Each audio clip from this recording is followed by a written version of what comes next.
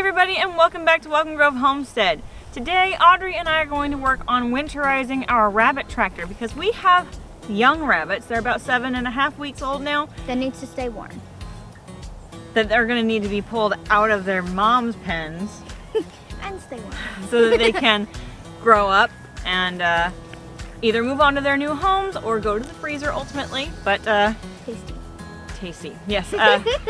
But anyway, when they're living in their mom's pens, like, it's not an issue right now at their young ages, but they are going through a lot of food and namely a lot of water. They're very thirsty animals, it seems like, especially when you have a group of them living with just a small, I think it's a 20-ounce bowl. It's big. So they really need to be able to get out into the bigger tractor that has the bigger capacity for food and water. So get down. Rude. And Reagan. Winterizing our tractor is pretty simple. We're going to just put some rabbit wire on the bottom because right now it's got 2x3 welded wire, which is too large of holes for their feet. It's great in a pasture situation because you can get the grass coming up through it, but it's not great when you need to elevate it off the ground because it's too big, their feet are going to fall through. So we got to get rabbit wire on the floor for them and get it elevated up off the ground so it pretty much acts as just a large grow out cage instead of a tractor. We're going to try reusing the piece of wire that I used last winter. We just pulled it off in the springtime when we got the rabbits back out on pasture. So I still have it. Hopefully it's not too beat up after being stored since springtime. But let's get going on this. Yeah, let's do it.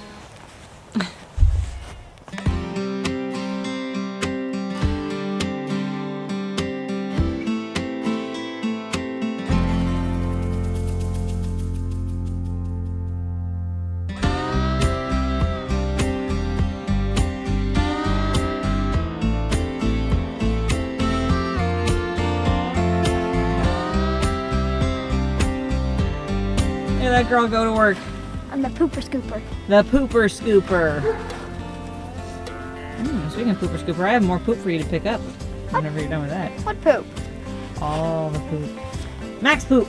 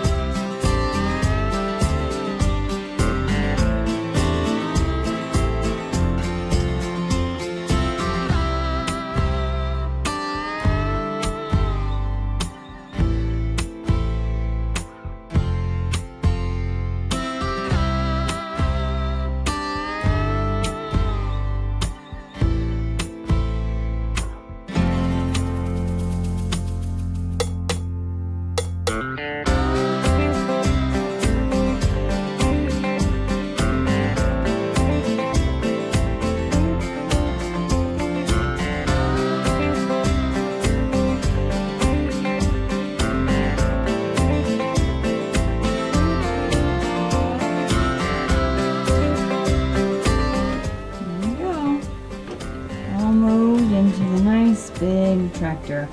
I put them in on this top shelf first so that they see that's where the food and water is, and then they'll figure out how to hop down and how to get back up on their own.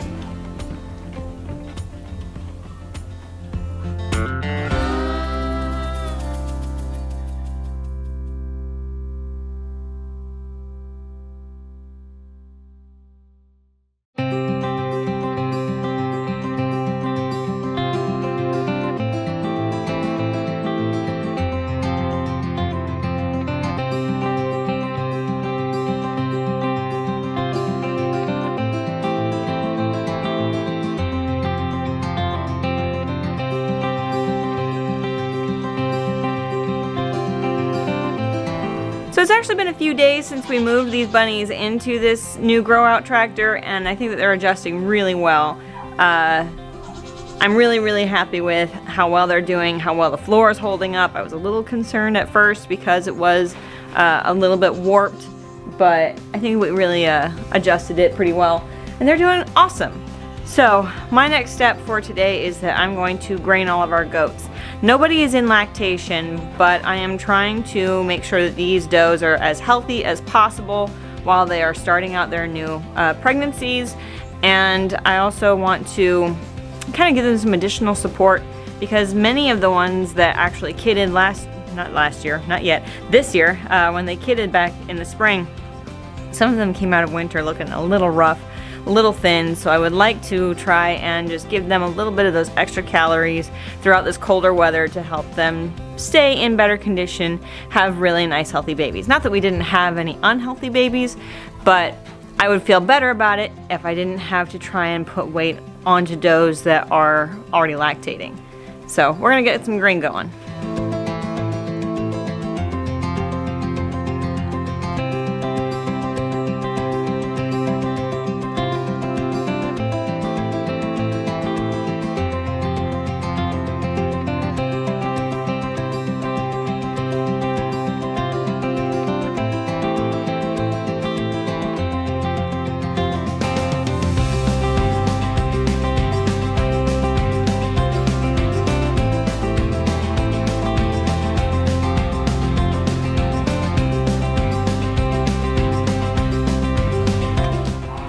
Big man.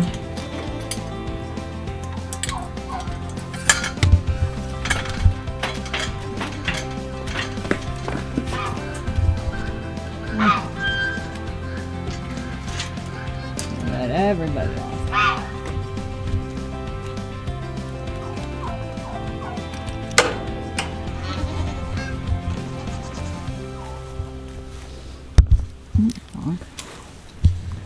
Hello.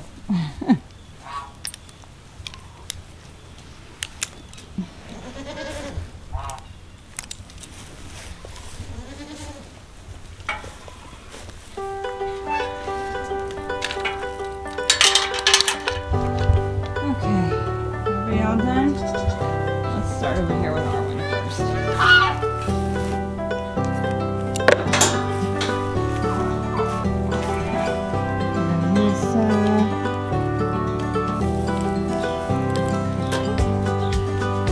Rocket. Betsy. Molly. Jenny.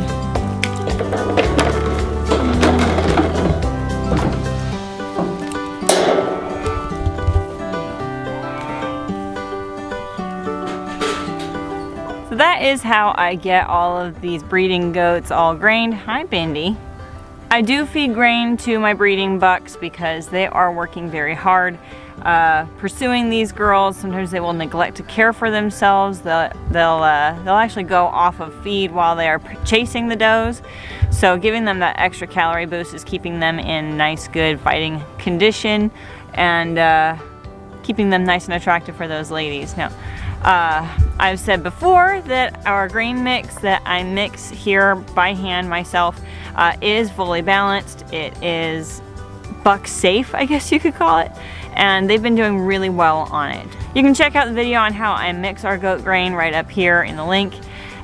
Check it out. You can try it on your own herds. Now, I will go ahead and put a disclaimer out that no, it is not organic or non-GMO, and that is mostly for budgetary reasons, just because I can't afford to get that kind of feed at this point. If the opportunity opens up for me someday to be able to shift over all of my ingredients to being organic, non-GMO, then of course I would rather do that. I just can't afford it at this point. But the goats have been doing really well on it, and it really helps when I've got the occasional goat that needs to bounce back from a health issue or anything like that. It helps them put condition on, and it does it pretty quickly.